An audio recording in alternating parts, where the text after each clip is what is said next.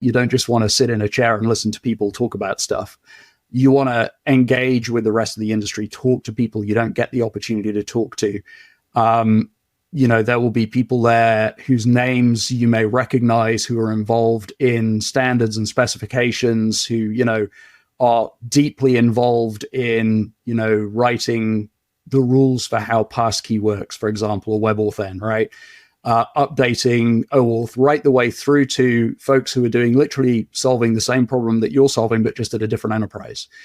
And so the opportunity to get together with those folks in a, less formal context, and share stories, share knowledge, share approaches, help people grow in their careers and develop in their careers and change their career. All of that goes on in Identiverse as well.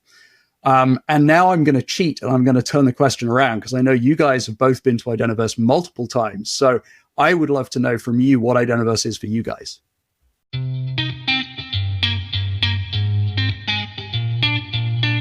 This is Identity at the Center. If it has anything to do with IAM, this is the go-to podcast. Now your hosts, Jim McDonald and Jeff Stedman.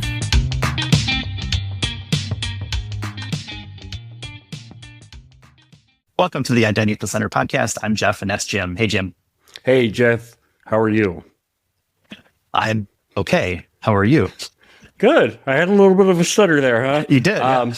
But I was about to say good morning, Jeff, but I guess that would be, even though it is morning that we're recording, that would be very unusual for the beginning of the show. So I decided to stick to how are you? Well, I think the morning delay is showing, right? It's like, okay, hold on a second. We still got to get warmed up here and start the brain cells firing. I've got to get my caffeine in still. But, one thing I do in the morning is I scroll through LinkedIn. And this morning I came across a post by our friend Enrique Teixeira over at Savient.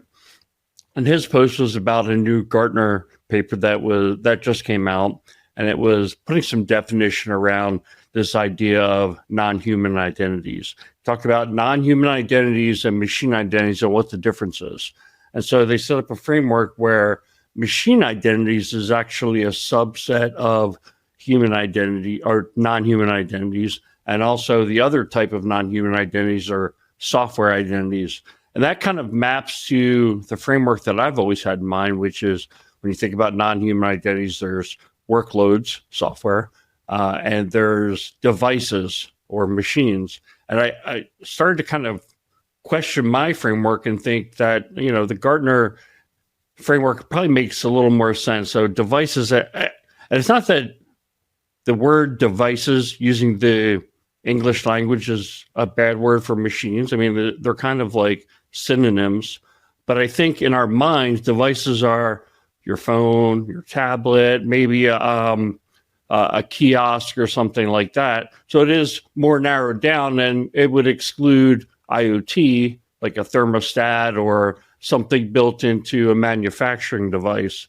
Also, workloads, you might not think of like service accounts in your Active Directory as a workload. You might, even though I think technically it is. So I think it's nomenclature. This kind of maps to what I was thinking. But here's the thing that I took that was, I thought, funny, was that Gartner's definition of non-human identities also includes organizational entities and animals. And I was like, and animals, that's pretty interesting. Like, what is an animal identity? And then I started thinking, okay, well, potentially animals could have chips inserted into them and things like that. So maybe that's where they're going with it. What are your thoughts? I don't know where this was going, so I was trying to figure it out. I was thinking, when you said animals, for whatever reason, my mind jumped to like Neuralink and the monkeys. I guess a chip in an animal makes sense. I guess it's not human, so we have to have some way to classify non-human organic beings. Now I'm starting to think like we're talking like the Borg or something like that. Human and non-human makes sense. I think it used to be carbon and non-carbon based. So this is the great thing about identity, is there's always a new framework, a new way to look at things, a different definition for the same words that we use in other parts of the language. The key part will be making sure that everyone understands the context that we're talking about. But yeah, the animal one threw me for a loop there for a second. I was like, okay, I guess, that is something we have to consider. Yeah, that was the later part of my morning. Yeah. Can you imagine, I need to send an email to my dog, and they have their own chip and their own identity and their own account. I don't know how that would work. Oh, I guess it makes sense. I've got GPS trackers with trackers and accounts, for my furry friends. But well, yeah, I was thinking for your dogs, Jeff, you probably might be offended by that definition to call them non-humans. Oh, they're non-humans. I mean, look, my dogs are my kids, but I'm not that so far. You haven't gone that far yet. Right. Yet. Yeah. Right. I don't dress them up, so there is still a distinction there that we draw. And they ride in the back in a hammock. So there you go. Yes. Okay. I was going to say the leash thing, but some people have leashes too. So go down that route. Yeah. Okay. Well, I think we've kind of gone off track a little bit. Maybe we should get into just a bit outside. Maybe we should just go over our conferences. Yes, we've got London coming up. So this is going to be coming out the week of March, but coming up March 24th to 25th is the London Gartner IAM Summit. If you use the code IDAC425, you save 425 euros, I believe. Some currency, 425 amount of. So people want to check that out. And before I get too far along, all these will be in our show notes below, but they'll also be on our website, idacpodcast.com. If you just scroll down, and anything that we've got active for, discounts will be there too. So you and I will not be there, but the one that we will be at and that we're both looking forward to is in Berlin this May 6th or 9th, and that is the European Identity and Cloud Conference. We're going to be there. We've got a discount code, so thanks out to the conference folks there. IDAC25NKO gets you 25% off, which is pretty cool. We're going to be doing some podcasting, and then you're taking vacation before that and ending Europe in Berlin. I'm starting Europe in Berlin and then taking about a week off after that to tour somewhere and then go from there. So looking forward to that. Yeah, it's going to be fun stuff. So I'm going to Oslo the week before. We're going to do Identiverse. It's probably going to be the Wednesday before Berlin. So if it's possible, if that's going to work for you, and the Wednesday part is not guaranteed, it could wind up being Tuesday, for example. Please reach out by reaching out to me, and I'll loop you in with the rest of the group, but expecting a pretty good turnout. Yeah, it's pretty cool. I don't have any plans at this part. My wife and I still have not. I have a flight to Berlin, but as of right now, I have no exit plan to the U.S. So I'm still figuring it out. Are you sure you're coming home? I may not. Who knows? I may decide just to stay. I liked London. I like Paris. So, international man of mystery. We'll just leave it at that. Yeah, baby. But I do have to actually come back for the Identiverse conference, because that's coming up right after that. That's June 3rd to the 6th, Identiverse 2025. And we have a conference code for that one as well. IDV25-IDAC25, 25% off. Hopefully people are able to take advantage of early bird discounts. I think by the time people listen to this, at least one set of early birds will be gone. I'm not sure what it'll look like on Monday when this people are starting to listen to this, but that code still is in effect, so people can take advantage of that. And obviously, if you've read the title for this episode, you know that we're going to be talking to Andi Hindle here in a minute. But let me get that out again. IDV25-IDAC25. That gets you 25% off. And then let's talk about Authenticate real quick, because I know, Jim, that's going to be coming up. And right now, the plan is you and I are going to be there as well for that. Yeah, you really need to be thinking about it early in terms of, if you want to be a speaker, get your paper submitted. I know that's already closed for Identiverse, for example. So, folks, you really need to be thinking ahead and getting those applications in early. But I think the proposals are due no later than March 3rd. So this will probably be the last time we announce this, but go out to authenticatecon.com and you'll easily find a link to submit a proposal for speaking at the Authenticate conference. Yep. So let's go ahead and get into our Identiverse 2025 preview. The last time this gentleman was on the show was last year's preview. We were joking before, of course, man, we got to get you on to talk about other identity things other than just Identiverse. So I want to welcome back for the 5th time, Andi Hindle. He's the conference chair for Identiverse. Welcome back, Andi. It's yet again a delight to be here. Thank you for having me on. Well, the pleasure is all on this side of the table, but before we get too far, let's talk about Identiverse. Let's hear straight from, the source. What is Identiverse? See, that's just a big question to start with, right? You want to start with something small, and we could talk about non-human identity some more for a bit and kind of warm up to what is Identiverse. So look, Identiverse, I've been involved for 10, this will be my 11th one. The event itself has been running for 16 years this year. These days, I think it's fair to say that we are the primary digital identity and access management conference and event in the calendar. I think, our audience tends to be the core digital identity professional, right? So folks who are doing this work day in, day out, figuring out how to keep our identity safe, how to keep our company safe, how to keep our organization safe, how to enable people, right? How to make, customers, consumers, citizens able to access their stuff in a safe way, and how to keep people appropriately private in that process, right? So, at the most basic level, that's what Identiverse is. What that means is that we have 4 days of full-on conference content. We'll talk a little bit about that, I'm sure, in a minute. Alongside of that, we've got a pretty large show floor where we have lots of sponsors doing lots of things, talking about all the different ways that they can solve problems for folks.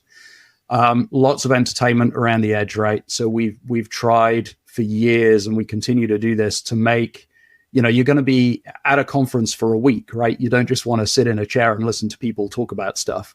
You want to engage with the rest of the industry, talk to people you don't get the opportunity to talk to. There will be people there whose names you may recognize, who are involved in standards and specifications, who, are deeply involved in, writing the rules for how passkey works, for example, or WebAuthn, right? Updating OAuth right the way through to folks who are doing literally solving the same problem that you're solving, but just at a different enterprise. And so the opportunity to get together with those folks in a, less formal context, and share stories, share knowledge, share approaches, help people grow in their careers and develop in their careers and change their career. All of that goes on in Identiverse as well. And now I'm going to cheat, and I'm going to turn the question around, because I know you guys have both been to Identiverse multiple times. So I would love to know from you what Identiverse is for you guys. For me, it hit right when you said the doers is kind of what I have always thought of it of as, real identity people doing real identity things. Some of it obviously is conceptual and some of the ideas that are planted there, but it's just a lot of people, really smart people, fun people.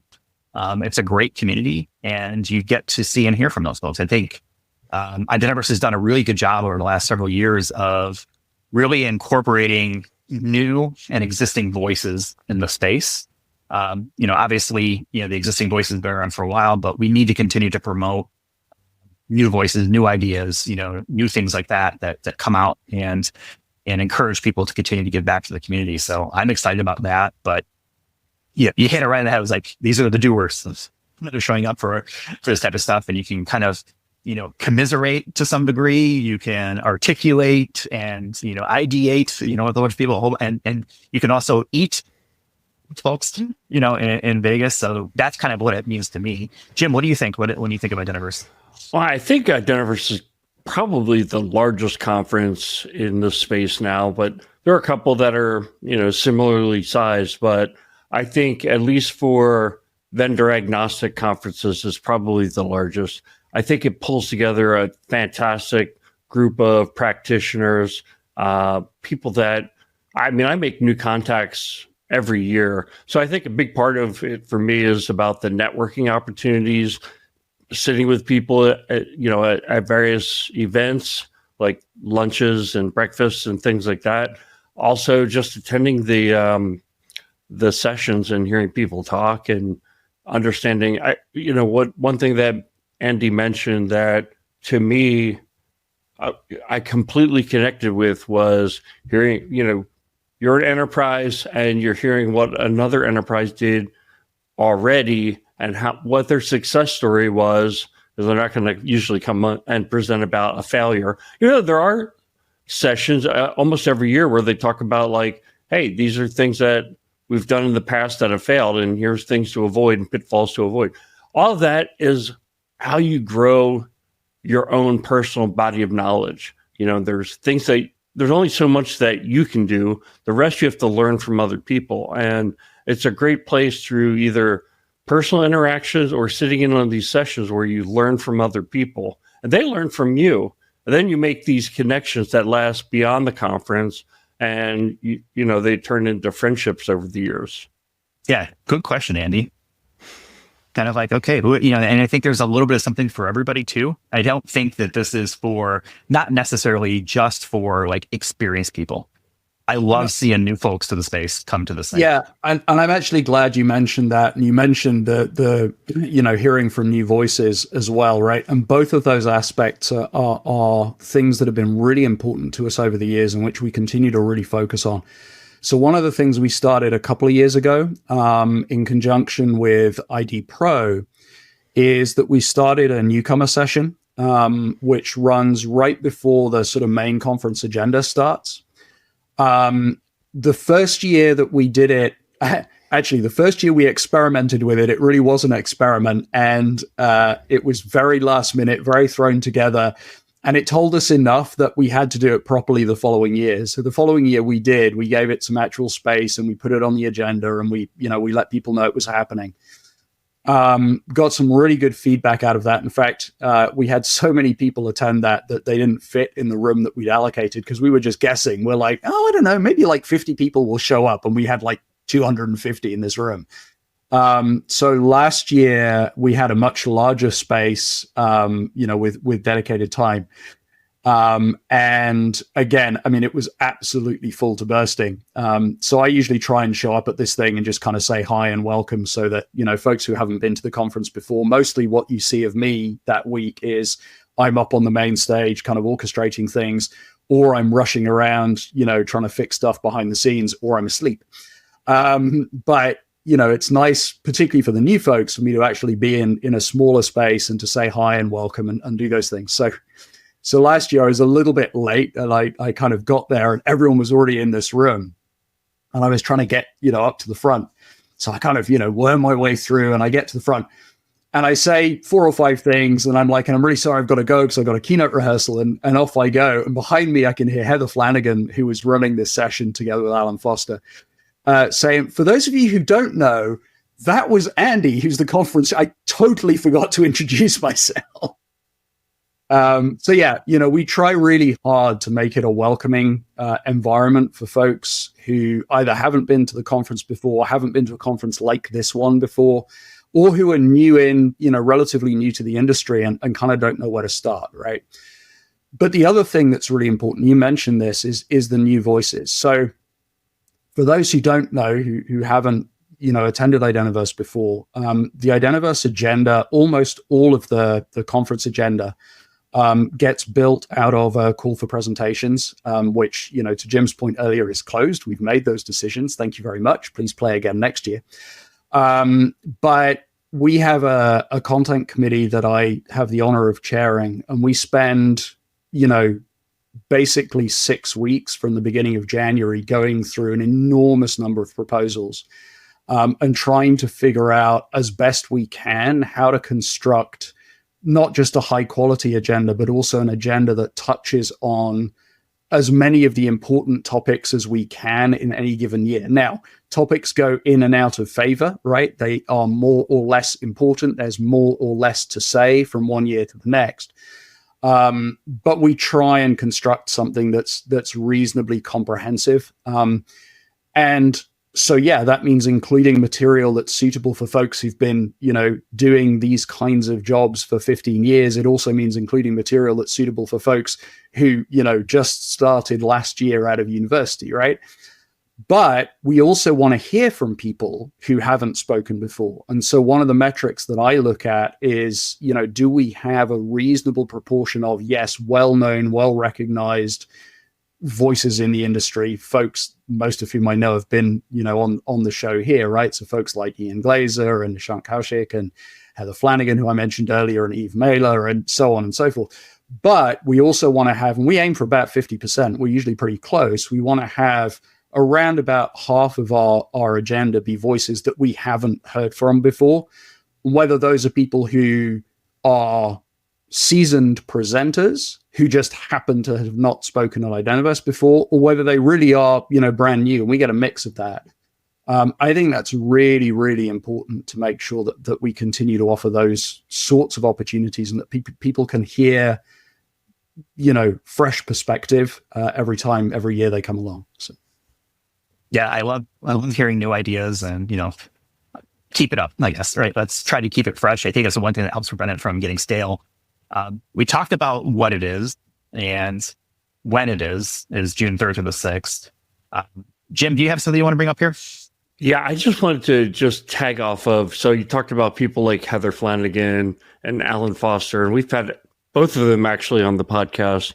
And Alan came on to talk about the Mount Rushmore of identity. And he named a lot of people that folks who are listeners probably didn't even know those people. He mentioned a few people that I had never heard of. So, Alan's been in the industry since the 90s. But you go and meet him, and it's like, you could be brand new, never gone to Identiverse before, and he's going to treat you as an equal. And I think that's the community. And Identity Pro, kind of embodies that community, and Identiverse is the place that we get to meet up in person. So yeah, you talk about Alan. I think he's the quintessential example of this. But I think that everyone in the industry behaves the same way, right? And you see that day to day in the industry, but I think you see it particularly in Identiverse. I think we talked about this last year that, it's easy to go to these things if you're new and to feel like you can't go up to people and talk to them. And I would really encourage people to go up. The worst thing anyone's going to say to you is, look, I'm really sorry, I don't have time right now. Let me try and catch you later, right? That's the worst that's going to happen. Much more likely is you get in a conversation with somebody and that leads to one of those connections, Jim, that you were talking about that can, change a career, right? Yeah. I mean, I think, look, this is an open invite. If you see me walking around the halls, please come up, say hello. I love to meet new people, and I think you'll find that is a attitude shared by 99.9% of the people who are at these things. Yeah, we might be busy in the middle of something, but I try to make it a point of like, hey, can we talk in half an hour, or hey, can we meet over here later? But please come up, say hello.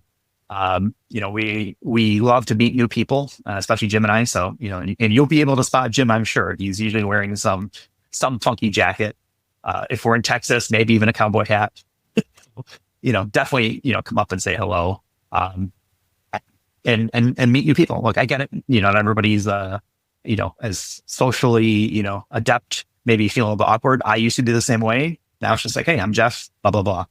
Great to meet you. Cool. That's it. Right. Or maybe we can get a conversation about something. So please come up and say hello.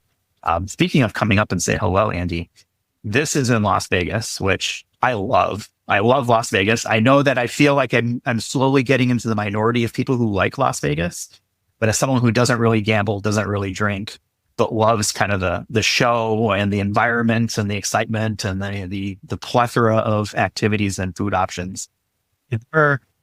Tell me a little bit about where this is going to be, because it's not at the Aria like it was last year. We've changed locations. It's not at the Aria. You are right. It is at the Mandalay Bay. Now, I need to preface this with a couple of things. The first is that my only interactions with Vegas have been in the context of Identiverse. And so I don't get to see very much, right? I see the inside of the venue and that's it. And the other thing is that I've never actually been to the Mandalay Bay, right? So I wasn't able to go. We normally do a site visit and the rest of the team were able to do that. I just couldn't make the dates. And so I'm kind of working off a floor plan and figuring out where things are going to be. But I literally can't tell you the first thing about, what the Mandalay Bay experience is going to be like. I do know that lots of people have been there and probably have some good perspective. I think, on a very practical level, my understanding is that we have a lot more space available to us at the Mandalay, right? It's going to be a much more spacious environment for us to be in. We can do more on the show floor. We can do more in the breakouts. We've got, it's just bigger and better in that sense. beyond that, I that's as much as I know. Well, let me fill in the gap because I've been there, I guess, several times at this point. It's a great spot. It is down at the very south end of the Strip. It's kind of near Luxor. It's probably the next closest hotel. So if you stay, you can either stay at Mandalay and walk over to the conference center, and there's plenty of food options, plenty of things to do, and there's a tram that runs. So it's a good spot. It's a good location. They're well set up for it. So I think hopefully, I think you'll be kind of pleased with the way it works out. I like it. I think it's good. It's Vegas. You can kind of get anywhere pretty quickly, either, on public transport or Ubers and Lyfts and cabs and stuff like that. So it's a good spot. Definitely approve. The one thing that I will give as a pro tip is always try to stay at the conference hotel, because you do not want to be walking. Luxor is the next closest, but it's a good 15 to 20 minute walk to go from Luxor all the way to the opposite end of Mandalay, which is where the conference center is. So you definitely want to be as close as possible and stay at Mandalay if you can. Yeah. And I think that's a good tip generally, to be honest, right? For anything that's larger than, I don't know, say 50 to 100 people, right? Really being in the same place as where everybody else is, or the majority of people, I think is really helpful. It's more convenient for you, right? If you get tired, you can just go and bail. This is always an issue for me with jet lag, right? But it also means that those serendipitous encounters, right? The chance meeting at a bar, or, out for a run in the morning or in the gym or whatever it might be, is much more likely to happen because everyone's in that same space. So I would take advantage of that. I think you're right. Yeah, I think that's always a good pro tip. So, Andi, I wanted to kind of transition into the content that people are going to come away from the conference with. So, the focus that I think I wanted to take on this was, you guys have established a few topic areas. So let me first ask the general question. So does the topic mean, is it equal to like a track? Like you get on a topic, you're interested in non-human identities, so you attend all the sessions in that topic or in that quote unquote track? Is that how it works, or is it something different? It's a little different, and I'm really glad you asked the question. This is the biggest thing that I have struggled with year over year over year, and we've tweaked it and tuned it, and it still isn't perfect, but it works okay once you know how to deal with it. So we do not have tracks in the traditional sense. And by track, I think what most people understand is pretty much what you described, Jim, right? Which is, okay, I'm interested in this thing. I'm going to go and sit in this room and hear about this thing for the next however long it is, right? We realized a long time ago, right? I mean, this goes back to when I first sort of started doing this, that identity is very horizontal and broadly applicable. And so it's actually really hard to build a track in that sense. People don't stick in those rooms, they move. And so, yeah, we have these topic areas, and I'll talk through them in a second, that act as one organizing principle, and that's helpful. It's really helpful for us for the call for presentations and for building out the agenda. But what we tend to find is that people then will migrate across different paths through the content.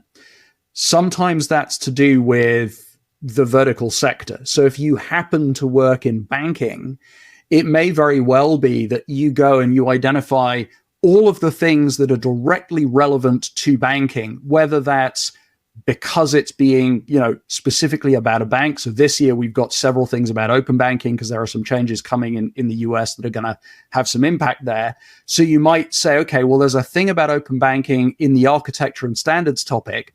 I want to understand how open banking works. I'm going to go and listen to that. Then there's a thing about, I'm making some of these up, right? There's a thing about open banking security and the security topic here. I'm going to go and listen to that somewhere else.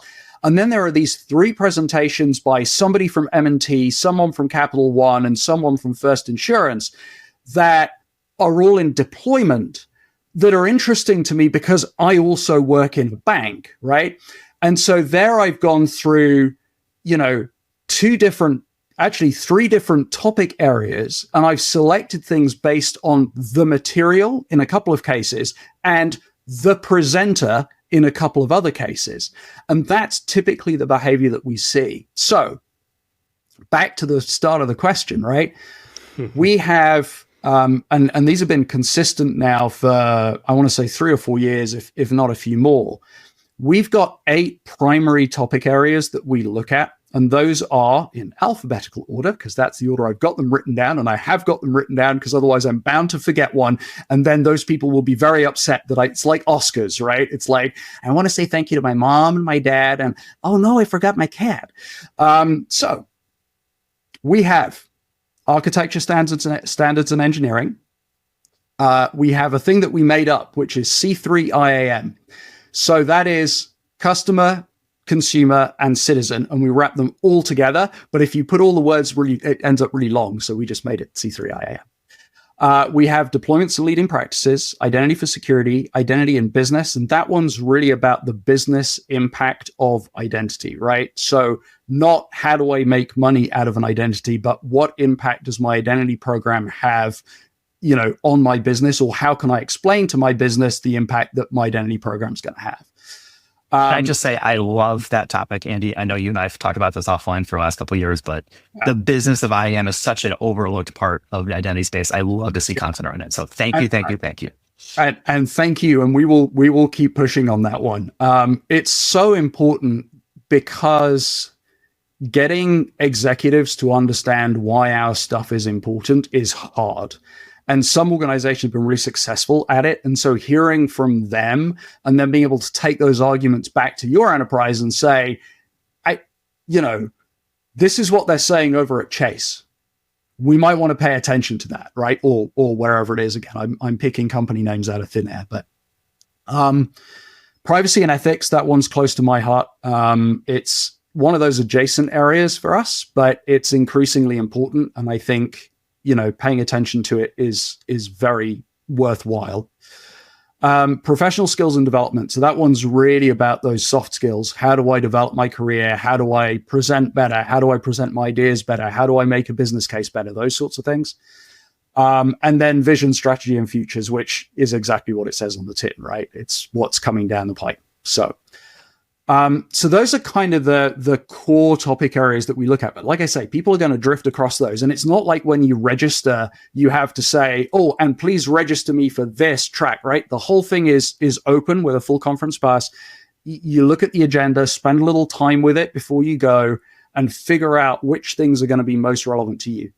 To help with that, over the last few years, we've done a couple of other things. One is that we'll typically post some blogs or other articles in the run up to the conference, which will look at the agenda through different lenses. And we've played around with this different ways. I don't know exactly how we're going to do it this year, but we'll do something that will just surface some material and reorganize it in a slightly different way. So we've looked at it sectorally in previous years. Here are the things about banking. Here are the things about manufacturing. Here are the things about higher ed.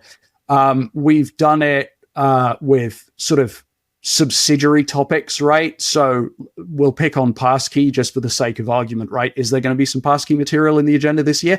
I think there is, but it's going to be spread out across different areas, right? There'll be some stuff about standards, right? What's coming, what's new. There's going to be some stuff about deployment, right? Here's how I rolled it out. There's going to be some stuff about security. Here are some Dean Sachs will probably come and talk about, some of the concerns that he has and how to address those, right? How to make sure your deployment is safe. That's, why these things turn up in different areas. And so we might very well do, a blog post that says, okay, if you're interested in passkey and passwordless, I hate that word, here are the things that you might want to come and look at. So Andy, in my mind, like as you're describing this, I'm almost thinking that these are like tags on the presentation. A presentation could be tagged with financial services, presentations, or making the business case, and passkeys. Yeah. And if you're interested in one of those 3 verticals or topics or tags, that might be for you. In fact, if none of those are on, you're still welcome to come in. and sit in on that. Now, Yeah. I have a question for you. Are there sessions that you need to pre-register for? That, in other words, is kind of limited space. So that's a really good question. I'm just going to pick up on the tags thing first up, because you're absolutely right. That's a really good way to think of it. We're somewhat constrained by the technology that gets used and is available to us for things like the website and the mobile app in terms of how we can represent that out to the audience. So we've had years where we've had solutions that let us put those sort of, tags in, other years where we haven't. So we actually have that information in the back end. It's just whether we can easily make it available out in the front end. But it's something that we've certainly tried to do, and I know we'll try and do again if we can. But it's a good way to think of it. So if you're building your own agenda, that's quite a useful thing to do. Is just look at it, mark up the ones you're interested in with those kinds of tags, and then just build it out that way. The other thing, which just occurs to me as we're talking, which I'd be fascinated to see if somebody wants to experiment with this. Wouldn't it be interesting to grab the whole agenda in a CSV, throw it at something like ChatGPT or Claude, right? And say, hey, I'm interested in these things. Which session should I go to? I feel like somebody should do an experiment and let me know if that works or not, right? I'll be honest, Andy, that's the first thing I thought of when we started thinking about tags. Like, this sounds like a total nerd project that I would totally be like, all right, let's throw this in here and let's come up with a customized agenda, personalized based on, your topics of interest or whatever it be. But yeah, I was thinking the exact same thing. Like, there's got to be an AI angle here, right? We can't get away from AI at this point. So, Jeff, you and I are going to do this as a side project. I will get the data for you in a useful format. I'd love for you to run that and see what the outcome is. And then let's come back around, and let people know if it worked or if it didn't. Right? I'd love to find out. Be fascinating. Yeah, send it to me and I can mention on a future show as we get around to it, some of that, so we can refer back to hey, here's where this started, the idea. Perfect.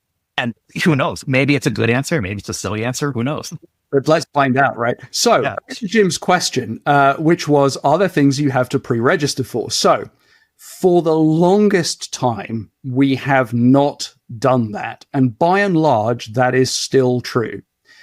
If you go back very early on, so way, way back, I want to say like 12, 13, 14 years ago, the very beginning, we did used to have some they were actually called pre-conference workshops at the time, and we did require separate registration for those. We did away with them for a couple of reasons. One is, frankly, we needed the time for the rest of the agenda. And the other is that it does get complicated just organizationally to manage all of that and checking in and checking out. And for anyone listening and for you guys who've been to Identiverse, you'll know that our sessions tend to be pretty short. And the gaps in between are not long. So, you suddenly start having to scan 300 people into a room and then 300 people out of a room. It doesn't really flow terribly well. So most of the agenda, and this is true again this year, most of the agenda, pretty much all of the agenda actually, is available to you if you have a full conference pass, right? The one exception to that this year is something new that we're adding. So this year, the conference formally starts on Tuesday, which is the 3rd of June. And we'll start with, main agenda content around about lunchtime. In the morning on Tuesday, we've got 5 discrete 2 to 3 hour workshops on specific topics. First time we've done these, like I say, in a long, long time. Those do require separate registration. Some of that is to help us manage numbers, and some of it because it's additional, in-depth content. It's funny, we're coming at this kind of in reverse, right? We're going to talk about these workshops, and then I'm going to talk about how those topics fit into this overall sort of theme that we've got for the show this year. So those 5 workshops are 4 specific topics that we've identified as being really key in the industry, probably not just for this year, but for several years, I expect. And then the SANS Institute is going to come and do a workshop, and those details will be coming on the website, the Identiverse website in due course. The 4 topic areas that we've got workshops on are artificial intelligence, I bet everyone's shocked, right? You're sitting there going, wow, well, how did you think of that? Pikachu face. Right. Yeah. So we're going to talk about AI. But what much of that is going to do is actually explain, there's going to be quite a lot of work done making sure that people understand what AI is, right? What the different kinds of AI are and how they operate, and then what impact that has from an identity standpoint. I think it's going to be really interesting. So Jonathan Sanders leading that one. There'll probably be a few other folks involved. We've got one on non-human identity, which I suspect we'll come back to in a little bit, Jim. I was fascinated to hear about that Gartner paper, and I agree, right? I mean, in my head, you talk to people about non-human identity and you tend to get a lot of either workload or process or IoT. In my head, it also includes things like business entity, legal entity, and fascinated with the animal one. I have to say my thought went more broadly to things like supply chain. So, one of the things that came up with, I'm going to be the first person that has to take a drink on the podcast today, blockchain. Some years ago was, the whole use of a blockchain in supply chain and material provenance and that kind of thing. Well, you think about if you put, let's say, an RFID tag in, some lumber that's going to be exported from somewhere. Well, that has an identity. If you're managing a large farm and you want to put tags in your animal, you're managing identity, right? So when you talked about animals, that actually was where my head went to, was the supply chain use case. Let me ask you a question about that. Sure. Yeah, let me ask you. So let's just say it is the use case for animals is the RFID chip. Is that then, if we use RFID chips on inventory in a clothing store, right? And there's thousands of pieces of clothing and each one has an RFID chip. Does that mean that all those shirts have identities? Sure. Or maybe you group them, right? So maybe it's all large yellow button cuff shirts have an identity because maybe you don't need to know each individual one. If you're dealing with high value goods, then actually you probably do, right? So in the same way that you have a serial number for something, that serial number has still an identity problem, right? So my lovely microphone that finally, after 5 tries, I'm actually using this time around, has a serial number and it has a warranty and somebody's tracking that somewhere, right? It has an identity. Now, at the moment, it doesn't need to do anything, but if it's connected, it absolutely does need to do things. And then we have, then the thing explodes very quickly. So, yeah, we could have quadrillions of entities around the world if we start saying that every individual piece of inventory has identities, and it explodes the scope of, originally, when I got in this industry, we were talking about people who has access to what. Right. And so now it's really taking much bigger. So I wanted to pull this back, though, actually, to the idea of Jeff and you collaborating to build an AI, because I was thinking of hallucinations. So what if you say, I'm interested in machine or non-human identities and blah, blah, blah. And it says, you should attend the session on animal identities. And that doesn't exist. That would be really interesting if somebody goes out and thinks they're going to go to the animal identity session, and there is no session for that. That would be interesting, and that's why we're going to experiment with this before we suggest that people actually do it for real. That's a good idea. So who knows? Maybe it highlights gaps in topics that we never really kind of thought about that. So who knows? Yep. Maybe there will be a dog identity session next year or something like that. You never know. I'm all for it. Back to my workshop. So we've got AI, we've got the non-human identity one, and we've partnered with the Non-Human Identity Institute, Lalit Chadha, to help us with that one. Again, there'll be a few other folks involved, but Lalit's kind of driving that. We're going to spend some time. We've got a workshop on personal identity. So that's digital identity wallets and mobile driver's license and all of the things that go along with that. Christine Owen and Teresa were going to sort of headline that one. Again, we're expecting there'll be a few other folks coming in to help out. And then the last one is continuous and event-driven identity, which Sean Adele and Andrew Cameron are primarily going to do. And again, they'll pull in some folks. And all of that, so those 4 workshops plus the SANS Institute workshop will all run on the Tuesday morning on the 3rd. And so if people are making travel plans, you're probably going to want to think about, getting in on Monday in the evening, probably. Those do require additional registration, right? So all of those details are up on the Identiverse website. When you go and register, you can select to add one of those workshops. And you do have to pre-select that one for sort of self-evident reasons. All of that wraps up under a sort of overall conference focus for us this year. So again, I'm avoiding words, right? Just like I tried to avoid the word track earlier. And we talk about primary topic areas. I also try to avoid the word theme. And the reason I try to avoid the word theme is that I think you go to a conference, it has a theme. There's an expectation that most of the things that you attend are going to be about that particular theme, right? So we have what I like to call a primary focus. And I think of it like an infusion, right? So it infuses the agenda, but it isn't everything, right? It's just a flavor that you get through the course of the week. And so for us this year, that's innovation, which I know is really big and really broad. But the reason that we picked that is there is an awful lot of new, right? Part of the reason we have those 4 workshops is those are 4 big areas of new development.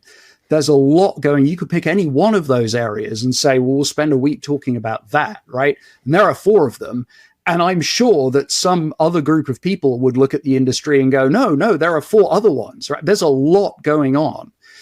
And so it felt like a really good opportunity for us to talk about some of the new that's happening, to talk about how to deal with, how to handle some of the new that's happening, right? I mean, if you're in this industry, there's enough to think about as it is. And then somebody comes along and says, hey, by the way, we're going to put RFID chips in all of our cats. How are you going to handle that, right? There's a lot of change. And so understanding how to deal with that, understanding how to make use of that, right? When is it appropriate for me to innovate? When is it appropriate for me to stick with what's tried and tested, right? Those are all things that I think are really important. And it's really exciting, right? I mean, it's incredibly exciting to see the amount of stuff that's happening in the industry is I think it feels to me like it's more than we've seen in,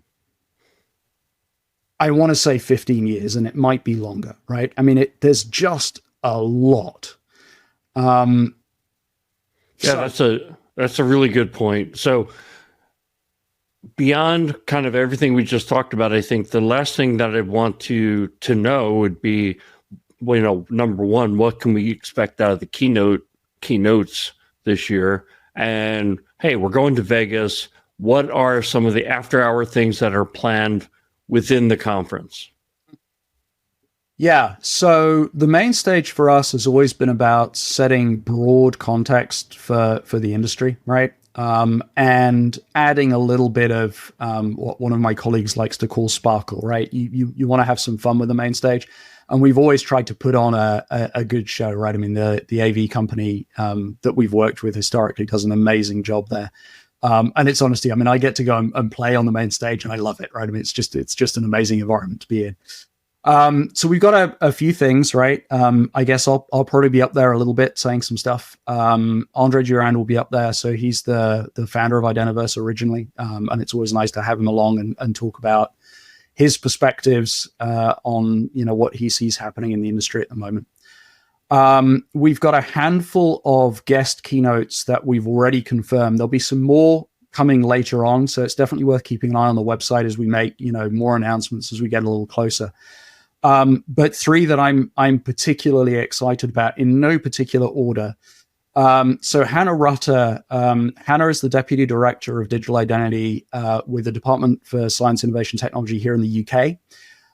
So she's going to come across and talk about some of what's happening here.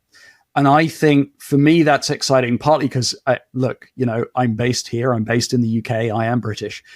It's always nice to be able to put some British perspective into the show beyond just mine. But more importantly, and we did this last year, having folks from outside of North America come and help expand that horizon a little bit. There's a lot going on within the US. There's also a lot going on outside the US, and we can all learn from that sort of global perspective. So we had some folks from Australia come and talk to us last year. It'd be really good to have Hannah join the conversation this year. We've got a gentleman by the name of Michael Coates. So Michael was the first CISO at Twitter when Twitter was still Twitter way back.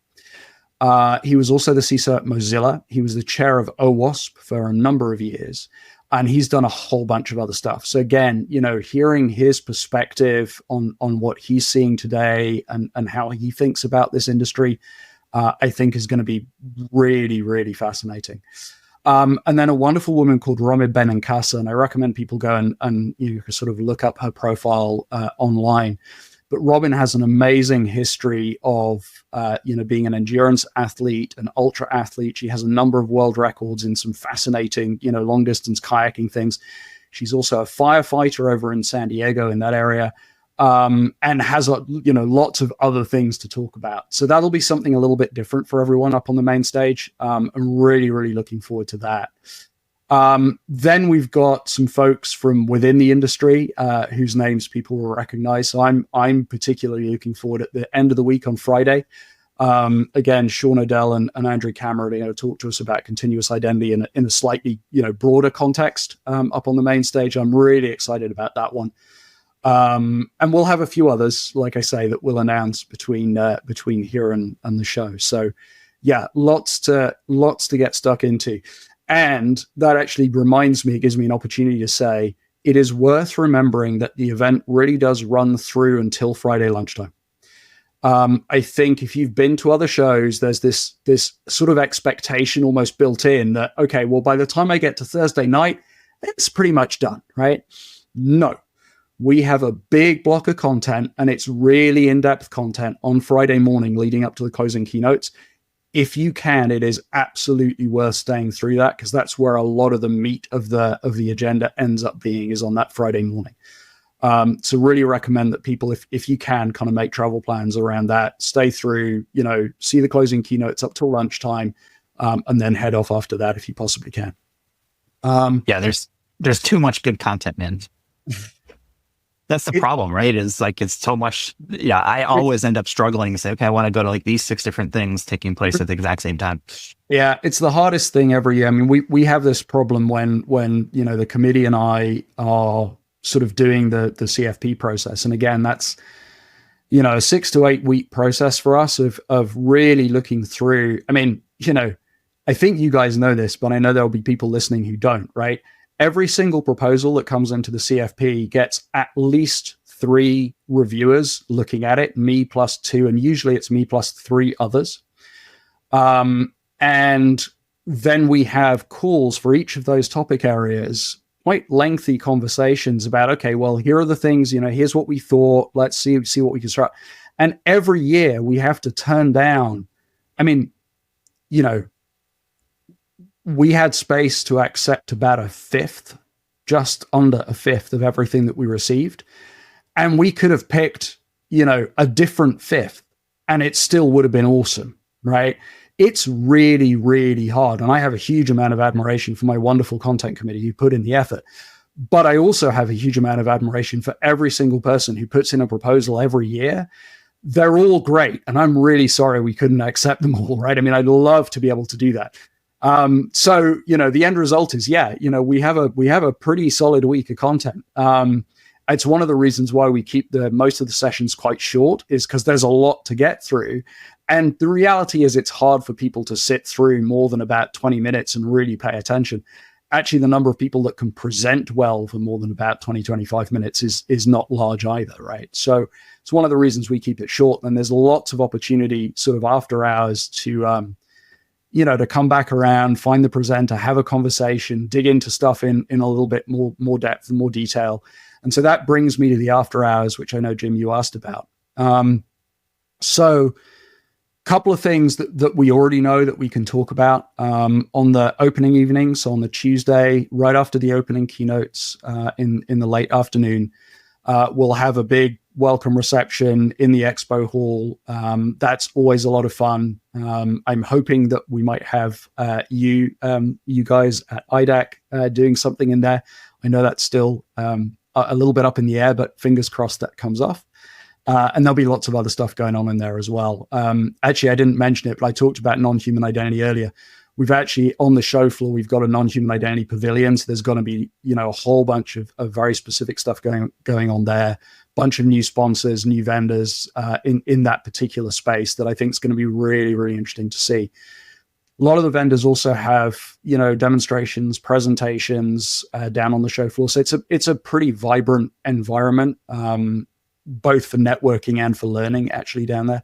So I think that'll be a lot of fun. I'm saying down there, by the way, because in my head, I'm still visualizing this in the ARIA from last year where it really was downstairs. This year, I think it's all on the same floor, so it's a little easier to navigate.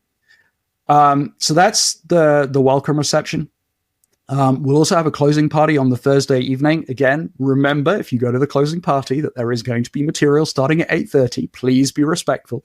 But that should be a lot of fun. I don't have the details of that yet. I know that it's happening. I know that it'll be great. There's lots of opportunity in Vegas to have fun with those sorts of things. So I'm sure that'll be fabulous. And then I know that a lot of the kind of industry groups will have various things going on during the week, right? I know for sure that ID Pro will be doing something. I don't have the details. I just know it's going to happen.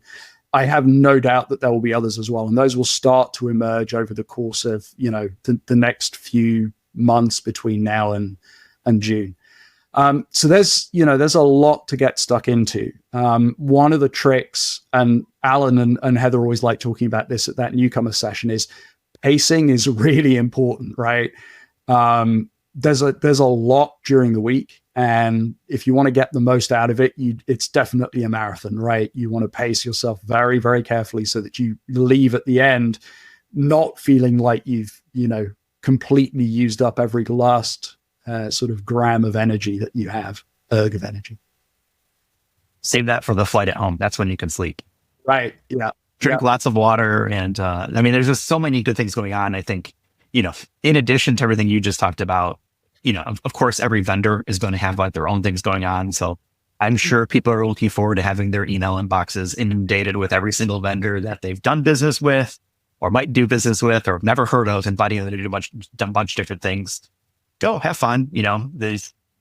Some of these events are kind of cool. It's like, hey, go take advantage of that kind of stuff. So it's a way to kind of see the town sometimes. There's a lot of different things going on, but yeah, all in, pace yourself. It's really good. It's really good life advice, not just for Identiverse. It's great for Vegas, and it's just great in general. Sorry, you guys need a new tagline: Identity at the Center podcast. Advice for identity, advice for life.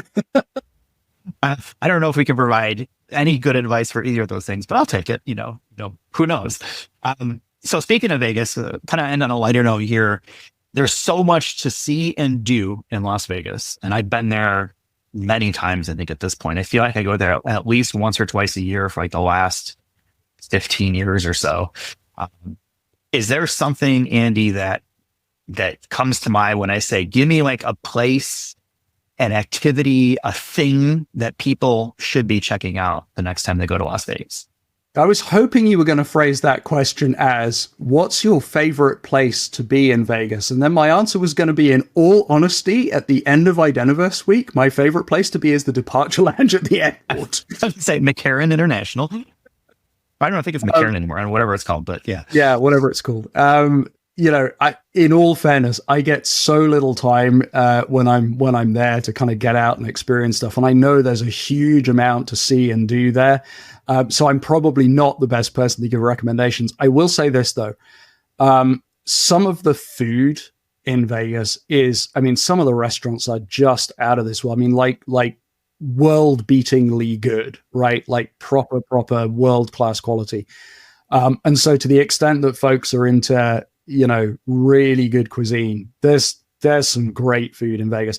And I think, and most of my experience there has been with the sort of higher end places, but I think if you go looking a little bit, there are some really straightforward, good, honest, home cooking kind of food, but that's really good, right? So yeah, that's my thing. I'd love to be able to get and see some of the shows and all the rest of it, and I'd love to get out of the city and go explore. There's a bunch of stuff to do and see around Vegas as well. But yeah, apart from the departure lounge, it's all about the food for me. So there's nothing wrong with that. I still think of a nice Wagyu cut that I had 4 years ago at Identiverse at Caesars. It was literally the best steak I've ever had. So I absolutely echo world class when it comes to food and the entertainment that goes around it. Jim, what do you got for like a place or an activity or something? And I have a feeling I know what you're going to say, at least one of the things you might say. Yeah. So, I mean, I've been to Vegas over 20 times, more than 20 times. So I'm going to sound a little bit like a broken record because I have to pick a few items, right? And what I want to do is pick those within the context of folks are only going to be there probably for a week, maybe tag a few days on, which I think is a great idea if you can do it. I would tag them on to the beginning, but because by the end of the conference, you're just going to want to leave. So my pro tip would be if you're going to tag on time, the preference would be before.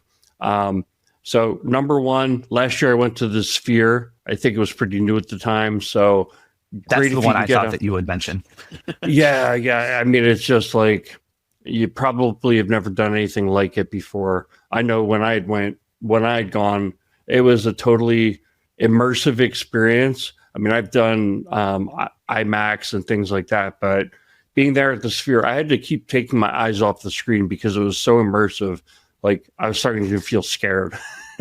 Like I was flying cool, and super cool. And you can see it flying in. So if you're on a window seat, raise that window, and depending on the flight landing pattern, you can see it. It's obviously much more visible at night, and they usually do cool things on the side of it, at night or around it. But it's a sight to behold.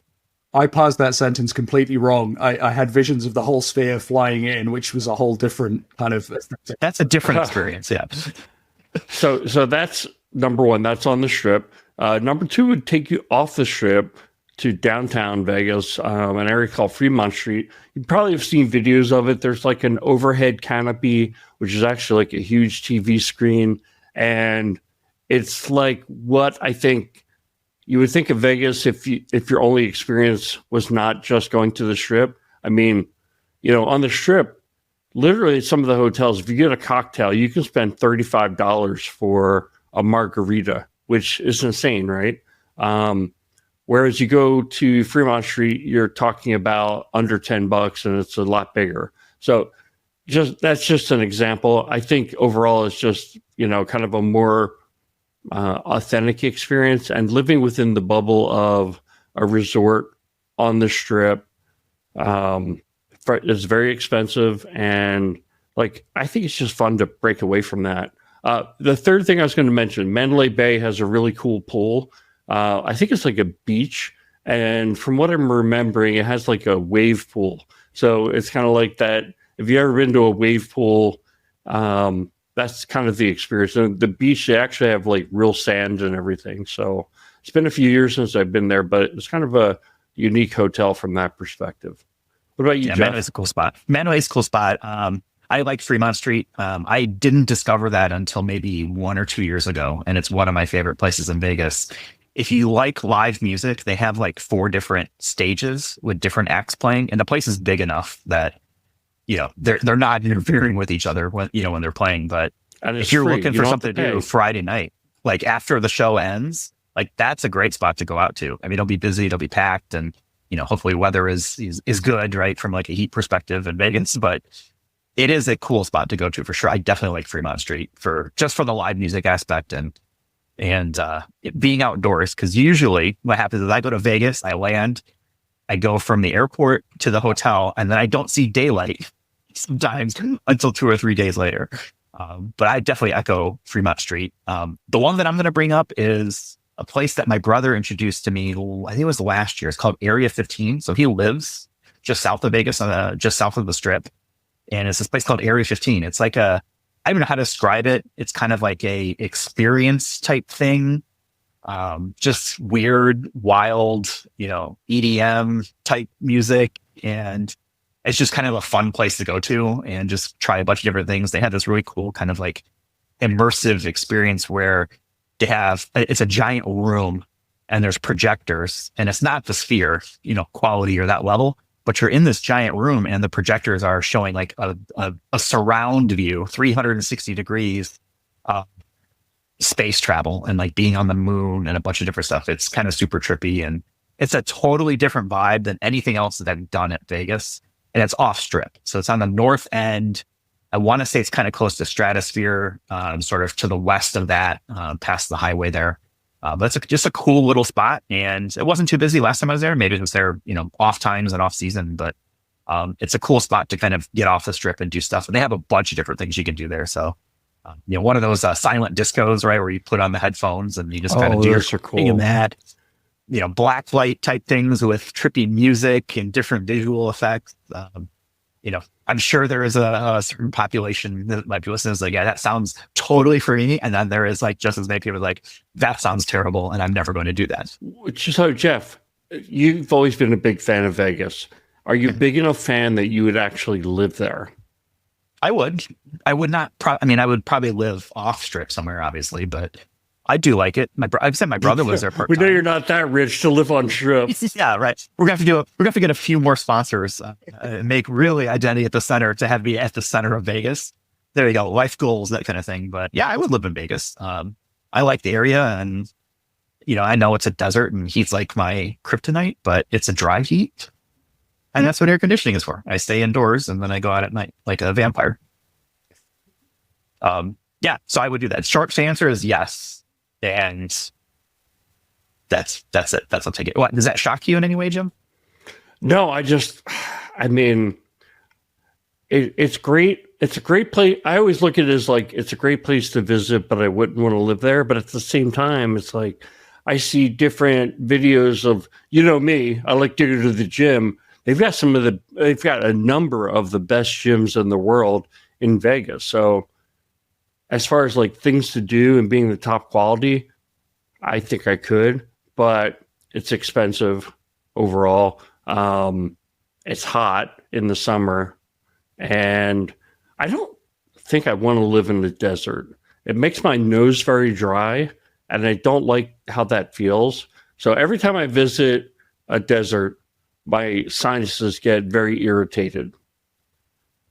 It sounds like a minor thing, but if you have to deal with that like every day for the rest of your life, that's not a minor thing. Oh no, I get it. And I think I'm, the mindset where, like I said, I don't gamble, I don't really drink. So those types of vices, I'm probably more resistant to. It's not for everybody, I get it. But yeah, I would live pretty much anywhere. At least I would try it out. Let's just put that. Whether I'd stay is a different story, but I've been to Vegas a number of times. I would live off strip somewhere, and if I want a good meal, I can go to the strip or find any number of off strip places. There are so many good places to eat off strip. Sure. I know we went to one, and it was last year, maybe the year before that Daniel took us to. So if you get a chance to go out to dinner with RSM, do it. Go to usually doing someplace good. Yeah, and it's usually someplace that's not like okay, been there before, or it's like, kind of ho-hum. Usually we're picking good spots that are kind of offbeat and interesting. So there you go. Pro tip. Self-plug for us as we go on, because I'm sure we'll be doing something dinner out there for our company. Okay. We have rambled on for, almost an hour, over an hour and 10 minutes. So Andi, thank you so much for being part of this. And thank you for helping put on the conference and continue to advocate for that importance of business and the IAM track. Again, that's something I feel like we need more about that. If we need to be able to articulate the value of it, and not everyone gets identity, and we need to be able to translate it into human speak sometimes. So thank you for that, Andi. Yeah. And it still is at the center. It is still at the center. It is. Yeah. Thank you, guys. So we'll go ahead and wrap it up here. Don't forget, we do have a discount code, IDV25-IDAC25, to get you 25% off. Take advantage of that. Stack it up with whatever else you got going on. And like I said, open invite. If you see Jim or I, walking around, please come up, say hello, give us a fist bump. Even if it's just a nod, say, hey, whatever, that's cool. I'm always happy to meet with folks and, set aside time to kind of chat and catch up and see what's at the top of their minds, when it comes to whatever's going on. So, with that, we'll go ahead and leave for this week. We'll have links in our show notes for all this stuff, so you can check it out. We'll have a link for Andi. You can talk to him about your famous Vegas experiences, or, Andi, when you said earlier, it's like you're rushing back and forth between, things. That's pretty much how I always see you. And so I always try to make it a point to say, come over and say, hey, thank you, for your support and stuff like that. But I know you're busy. So sometimes it's just like a nod or a point or something like that. So it's all good. I totally get it. So yeah, there we go. We're on the web, idacpodcast.com. See you at Identiverse. Check us out on our YouTube channel, like and subscribe, do all those fun things, helps us out. And we'll talk with everyone in the next one. You've been listening to Identity at the Center. We hope you've enjoyed the show. Make sure to like, rate, and review. And we'll be back soon.